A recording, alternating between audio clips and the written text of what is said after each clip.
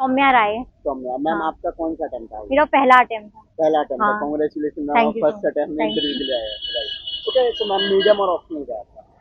मेरा medium English है, optional sociology. Sociology optional है। तो मैम अभी इंटरव्यू देकर आ रहे हैं, इंटरव्यू कैसा रहा? अच्छा था, लेकिन वही था, बाउंसर क्वेश्चंस भी थे, बट ठीक था, अच्छा ओके, था। तो क्या क्या क्वेश्चन पूछे गए थे? फिलोसफी है मेरा बैचलर्स में, तो फिलोसफी कैसे एडमिनिस्ट्रेशन में यूज हो सकता है। सोशियोलॉजी में कास्ट क्लास, कुछ पर्टिकुलर सोशियोलॉजी से रिलेटेड क्वेश्चन पूछा। नेटबॉल है मेरा, तो नेटबॉल से क्वेश्चन पूछा था। बाकी क्लाइमेट चेंज, ऐसे ही थे, मतलब ओके, ठीक और थे। करंट वगैरह से रिलेटेड कितने क्वेश्चन रहे? हाँ, 4-5 क्वेश्चन थे। जो अभी वायरस HPMV जो वायरस है हाँ। चाइना में, उस पे आया था। NPS OPS पेंशन स्कीम से भी था। ओके, सो मैम कुछ क्वेश्चन ऐसे भी रहे होंगे जो आपको नहीं आ रहे होंगे, हाँ थे, लेकिन कुछ ही थे, वो मना कर दिया था उससे। और कुछ रिस्क पे नहीं आपने लिया था। डायरेक्टली हाँ। मना कर दिया था। और जो डेप्थ था आपके हाँ। हॉबीज वगैरह और वो सारी चीजों से कुछ क्वेश्चन थे? हाँ, उनका एप्लीकेशन ओरिएंटेड क्वेश्चन थे। हॉबी से। हाँ। ओके, और कोई सिचुएशन बेस्ड मैम? नहीं, सिचुएशन बेस्ड नहीं था। जैसे मैम आपने बताया अभी कि आपके साथ बाउंसर क्वेश्चंस पूछे गए, तो क्या ऐसे बाउंसर क्वेश्चंस थे जो आपको लगे बाउंसर है? बहुत मतलब फैक्चुअल पूछ लिया था उन्होंने। जैसे एक था हैप्पीनेस इंडेक्स को लेके, तो मुझे उसकी पार्शियल नॉलेज थी भूटान को लेके, बट उन्होंने पूरे वर्ल्ड लेवल पे पूछ लिया, तो वो रैंकिंग्स नहीं पता थी, तो वो मना कर दो तो चल जाता है, उसमें कुछ इतना वो नहीं रहता। ओके मैम, फर्स्ट टाइम था तो क्या आपने इंटरव्यू के लिए मॉक वगैरह दिए थे? हाँ, मॉक दिए थे कितने इंटरव्यू के लिए। मॉक्स दिए थे? मैंने 6 दिए थे। 6 मॉक्स हाँ। दिए थे। तो मॉक्स और यहाँ पे एक्सपीरियंस कैसा लगा? अलग रहता है। हाँ। लेकिन ऐसा है कि ठीक है, मॉक से क्या है कि उनके सामने बात कैसे करनी है, जो हमसे बड़े हैं लोग, फॉर्मल थोड़ी स्पीकिंग हो जाती है, वो प्रैक्टिस हो जाती है। हाँ, बाकी डिफरेंट तो रहता ही है। डिफरेंट। कितने मिनट इंटरव्यू चला? 30 मिनट। 30 मिनट। तो मैम 30 मिनट आपने 1 to 1 सबके आंसर दिए, या फिर जैसे फर्स्ट अटेम्प्ट था और फर्स्ट टाइम आप इंटरव्यू देने गए हैं तो घबराहट वगैरह हुई, कैसा कुछ? घबराहट तो हो रही थी, हाँ। लेकिन अच्छे क्वेश्चंस थे तो दे दिए थे। 3-4 क्वेश्चन थे जो नहीं आए थे, बाकी अच्छे से आ गए थे। बाकी सारे हाँ। अच्छे से आ गए थे। ओके मैम, जैसे इंटरव्यू का आपने अभी बताया, तो मैं ये जानना चाहूँगा कि आपने इंटरव्यू के लिए कितना प्रिपेयर किया, क्योंकि आपके स्टार्टिंग डेज में ही पड़ गया और आप फर्स्ट अटेम्प्ट थे ऑब्वियसली। सो इंटरव्यू के लिए क्या क्या चीज़ें आपने पढ़ी थी और किन चीज़ों पर फोकस करना चाहिए? मुझे थोड़ा लग रहा था मेंस का कि हो सकता है, तो मैंने मेंस के रिजल्ट से थोड़े दिन पहले, 15 दिन पहले से तैयारी शुरू कर दी थी इंटरव्यू की। ओके। और अप्रोच सही रखी है अपनी। जैसे डेफ है तो अपना नाम, उसका मतलब क्या है, पेरेंट्स का जो प्रोफेशन है उससे रिलेटेड मतलब तैयार कर लिया, कोई हॉबी है उससे रिलेटेड तैयार कर लिया, बैचलर्स किस चीज में है वो बेसिक, सोशियोलॉजी ऑप्शनल था उससे, कॉलेज जो रहे हो उनका थोड़ा सा बैकग्राउंड, बाकी करंट अफेयर पिछले 2 महीने का, बस ऐसे अप्रोच सही रखी थी तो जल्दी हो गया था। Right ma'am. और मैम जैसे जो छोटे छोटे क्वेश्चंस होते हैं कि आपको ऐसे बैठना चाहिए, आपको ऐसे ड्रेसअप करना चाहिए, या फिर डिफरेंट, ये सारी चीज़ें मैटर करती हैं आप देकर आए इंटरव्यू? सुना तो है कि करती है मैटर, क्योंकि फर्स्ट इंप्रेशन, जैसे ड्रेसिंग अगर अच्छा नहीं है तो वो थोड़ा सही नहीं रहता, नेगेटिव रहता है, तो अपने तरफ से तो कुछ नहीं छोड़ना चाहिए मेरे हिसाब से, तो क्योंकि वैसे ही सर्टेनिटी कम होती है, मतलब एग्जाम अनसर्टेन है, तो खुद से कुछ कमी नहीं छोड़ना चाहिए तो ओके कर लो। मैम, जैसे प्रिपरेशन करते हैं तो ऐसे हाँ। कहा जाता है कि 8 से 10 घंटे तो एटलीस्ट पढ़नी चाहिए, तब जाके आपकी 7-8 6-7 घंटे या फिर प्रोडक्टिविटी निकल के आएगी।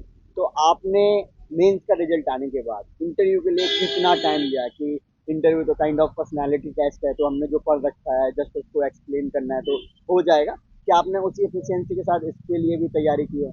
नहीं, उतना नहीं रहता, क्योंकि वही चीजें रहती हैं लगभग, और डेफ पे काम करना पड़ता है, रोज के 2-3 घंटे भी बहुत है, तो उसमें नहीं उतना रहता एफिशिएंसी का। राइट। तो कितने टाइम से आप मैम तैयारी कर रहे हो? यूपीएससी की हाँ। मैंने 12th के बाद से ही कर दी थी, तो ये ओके। मेरा 5वां साल है। 5वां साल है हाँ। 12th के बाद से, तभी आप फर्स्ट अटेम्प्ट में हाँ, इंटरव्यू के शायद। लिए। तो आपने मुझे लग रहा है 1-2 साल पहले ग्रेजुएशन की है। हाँ, 2023 में हुई है। 23 में हाँ। की है। तो मैम अभी आप इतने यंग हो और आपने यूपीएससी के इंटरव्यू के लिए अपेयर कर रहे हो, साथ में होपफुली कि आप फाइनल लिस्ट में आ जाएं, तो मैम आपको कैसा लग रहा है? वो अच्छा लग रहा है मुझे, हम्म। मतलब ठीक है, हो तो जाना चाहिए, क्योंकि फिर वो एक एग्जॉशन भी आ जाता है, बट देखते हैं, नहीं हुआ तो फिर करेंगे। राइट मैम, जो कैंडिडेट है जो फर्स्ट अटेम्प्ट में करना चाहते हैं आपकी तरह, तो क्या कॉलेज और जैसे आपने बताया 12th के बाद ही आपने स्टार्ट कर दिया, तो ऐसे तैयारी करना सही रहता है?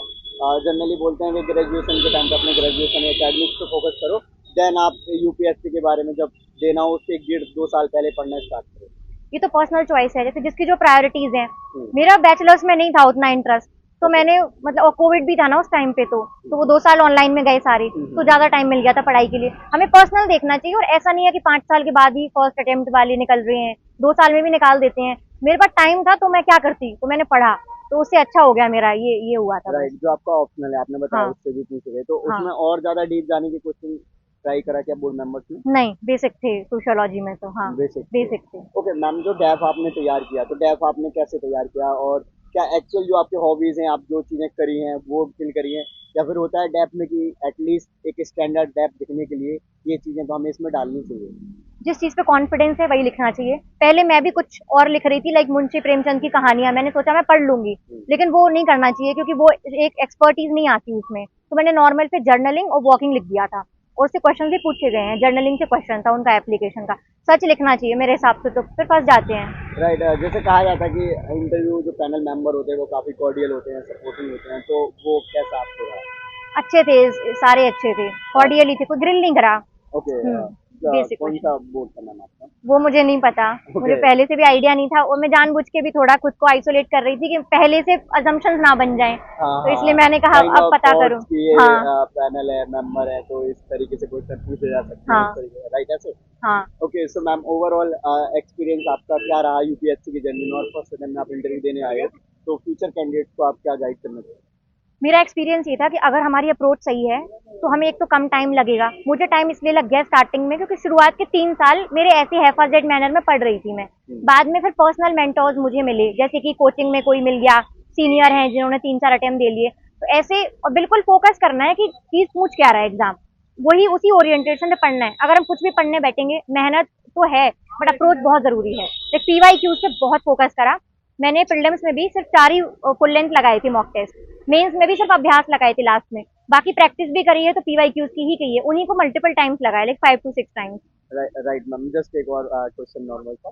जैसे आज इंटरव्यू था, तो आज जब आप सुबह से या फिर कल नाइट से कैसा आपके साथ चल रहा था? क्योंकि डेफिनेटली अगर आपका इंटरव्यू क्लियर हो जाता है और फिर आप एक ये जर्नी से कहीं बहुत आगे चले जाओगे और जो आपका ड्रीम है वो भी अचीव कर लोगे, तो kind of dream come true चीज हो जाएगी आपके लिए, तो वो होता है ना कि काफी खुशी भी होती है और काफी पैनिक का भी माहौल था, तो वो कैसे आप मैनेज करा ओवर द टाइम 1-2 दिनों से? डर बहुत लग रहा था। जैसे अभी जब वो पैनल मेंबर जो पैनल रूम है उसके बाहर लेके गए, हार्ट बीट बहुत फास्ट थी, मैंने ब्रीथिंग की बहुत, और मतलब खुद को रियलिटी दिखाई कि सिर्फ एक कॉन्वर्सेशन है और पर्सनालिटी से डिसाइड होगा कि कितने मार्क्स मिल रहे हैं हमें। नंबर ऑफ क्वेश्चन कितने वो कर रहे हैं, हम आंसर कर रहे हैं, उससे फर्क नहीं पड़ता। तो ऐसे मतलब खुद को याद दिलाया बार बार और ब्रीथिंग करी, तो उससे मेरा दिमाग थोड़ा ठीक हो गया था। Okay ma'am, wish you good luck ma'am कि थैंक आपका यू, फाइनल रैंक आए, सिलेक्शन हो। Thank thank you so much, you so much. Thank you.